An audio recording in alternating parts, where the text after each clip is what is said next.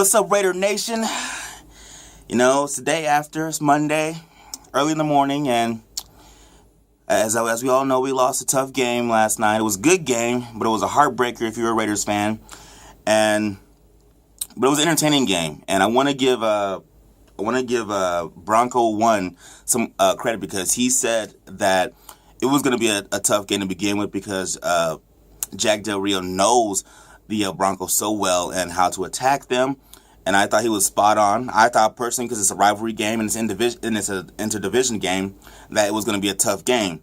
Unlike Braves fan 1025, where he thought the Broncos were just going to demoralize us and just whip our ass up and down the field, where they're just going to have Madden-like numbers on defense, and it was just going to be a walkthrough, essentially. Well, he was wrong in the sense that it was going to be a walkthrough, but he was right. The defense did win the game for him, so I will give him credit for that. He had the defense got a strip fumble, a sack fumble, so that was huge for them, and an interception. So he was half right, but it still was a competitive game, even with those things in mind. So kudos to the Broncos. I'll give you guys credit. It was a great game. You guys, your defense won another game for you, so kudos to you. But let's get to the Raiders. And I want to start with the defense because it's been much maligned for much of the year. Kid Norton Jr. Has been kind of under scrutiny for giving tight ends career games, and we're ranked 31st in the going into this game. We're ranked 31st in the league, but this game the defense really was the star of the show for the Raiders. Usually it's the offense, but gotta give credit. The defensive line applied pressure to Peyton Manning because that line is acceptable to pressure. I thought they blitzed timely, which is what Night of the Shield suggested, that they should blitz more, and they did do that. Alden Smith, he was a force. Khalil Mack was a force, and especially in the run game. And I know the Denver Broncos aren't really known for running the ball, but they did have a couple of good play calls where they ran the ball in short yardage, and we were able to stop them. So that was also key. Dan Williams and Stacey McGee were, I thought they were tremendous in pushing the pocket upwards so Peyton Manning couldn't step into his throws.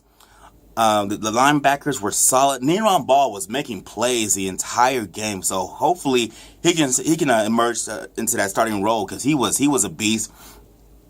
Malcolm Smith, he had a great game. He had a sack on Peyton Manning. And let's give it up for Charles Woodson, Heisman winner, the ageless wonder himself, getting his first pick in the end zone and getting another pick in that game. This man has been showing up. He's got a bum shoulder, and he's still making plays. He's getting interceptions in almost every game, with the exception of the first game against the Cincinnati Bengals. He's playing like he's 26 years old. This is all over the field. I like it. Got to give credit to T.J. Carey. I wish he had gotten that interception. That might have been a game-altering play, but he got it out with a chest injury. He got dinged up a little bit in the game. But the defense as a whole, they were tremendous. They stopped Peyton Manning, who, not at the Shield, which I agree with, and he said in this preview show that Peyton Manning is surgical. And there's no greater mind when it comes to Peyton Manning. And we were able to stop Peyton Manning in the red zone 3 times and only limit them to field goals. So, field goals and interceptions. So that was tremendous, I thought. So I thought our defense took a step in the right direction. Hopefully, we can get Nate Allen back, and hopefully we can get T.J. Carey healthy, and DJ Hayden can actually progress more and more. I thought he had a couple of good pass defenses. So kudos to Kid Norton Jr. having a great game plan against Peyton Manning and the Broncos. Kudos to the defense for actually executing the game plan to a T. Now, let's get to the offense. And I'm going to give Bill Musgraves a lot of credit because I thought in the first half, that is how you attack the Denver Broncos. He stuck with the run game. I thought Latavius Murray, he ran with power in the first half. And he wasn't getting like 10 and 15 yards a carry, but he was getting 3 and 4 yards, setting up manageable third downs. I thought they utilized the short passing game to some extent, short to intermediate passing game. We finally saw Clive Wolford have impact on the game. He had a huge reception that got us down to the red zone. And Oh my God! Finally, we actually using Marcel Reese. He had 7 touches, a touchdown. He was actually a part of a focal point of the offense, and Alawale was I thought was steady. The offensive line, they were good for the most part in the first half, but man, everyone talks about the interception, Chris Harris, as being the game-changing play, and it was a major play in the game. But the plays for me that really kind of changed the momentum of the game, because I thought going to the second half we had the momentum, was when DeMarcus Ware went out, and we were in our own territory, and Von Miller, oh my God, just basically went unblocked because Austin Howard missed a cut block, and got to Derek Carr and sacked and fumbled. I mean, I thought that was a huge play in the game. We could have drained some clock off, maybe gotten a field goal. That was a huge play that I thought really changed the momentum for that defense, the Broncos defense, that is, to kind of pin their ears back. I mean, if you're in a cut block, you can't miss that. I'd rather you just go straight up with the man, as opposed to just completely missing him. And here's another thing I wish, maybe it's on Derek Carr, maybe it's on Bill Musgraves, but if you have DeMarcus Ware out of the game, why don't you double Von Miller and buy yourself some time? Why don't you send over either tight end Lee to help you out with Von Miller? That way we can get plays, we can get time to play. So I thought that was a huge game, a huge turn of events in the game. And also, special teams, Sebastian Janikowski has been solid all year. But this game, we had to be perfect. I said that in my preview video. We have to be perfect. We have to be on our P's and Q's, dot our I's and cross our T's, because missing the early in the game, missing that extra point, not an extra point, but the field goal, getting it blocked, that was huge. And then missing a very makeable field goal for Janikowski, I believe it was over 40 yards, which is a chip shot for him with the iron leg. Missing that was huge. That could have changed the outcome of the game, because we lost 10-6. With those 2 field goals, it was a tie game. Maybe we go to overtime, maybe we win. So I thought that was huge, missing those field goals, which he typically doesn't, according to this past year. And also, I don't know why Latavius Murray wasn't in the game. I read the reports from the beat writer saying that he was banged up, but he was available. I'm like, if he's available, put that man in. He's a great receiver. He's a great running back, or he's a running back on the certainly on the upswing.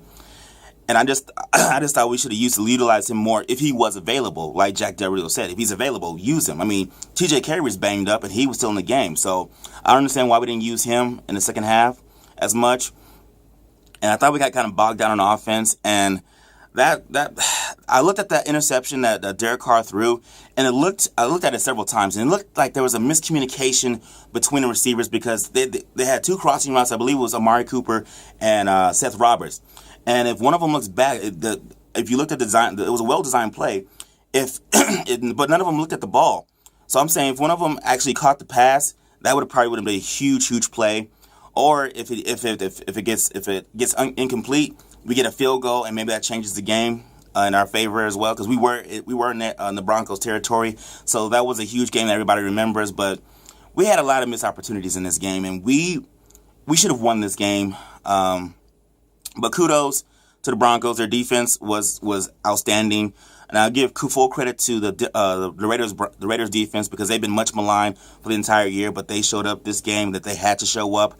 I just wish the offense would have been more crisp with special teams.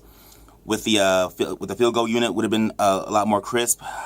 But all in all, this is a step in the right faith. I know a step in the right direction. And I know there's no moral victories on the professional level, but this shows the Raiders that they can be competitive against a contender, because everybody has the Denver Broncos being a competitive team and going to the playoffs and going to the Super Bowl. So this was a measuring stick. We didn't come out on top, but we damn sure came close. And if I'm the Raiders and I'm Jack Del Rio, I'm spinning this and saying, look, guys, we got to touch some things up, but we are a good team.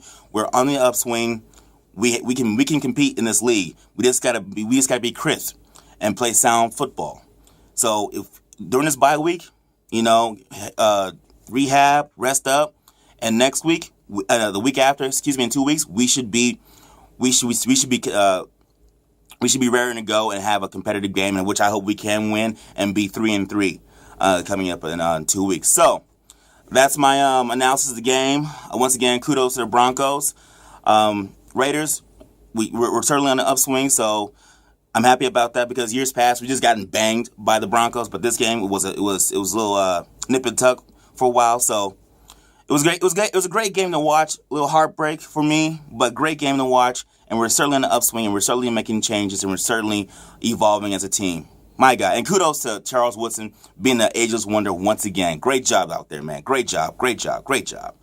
So that's all I got for today for this video for the recap of the Raiders versus the Broncos. Give me a comment. Tell me what you guys think of my analysis. Tell me what you thought were other turning points in the game, and tell me what if you thought we should have attacked the Broncos differently. As always, please don't forget to subscribe to my YouTube channel, Later Sports Show, and thanks again for watching, ladies and gentlemen.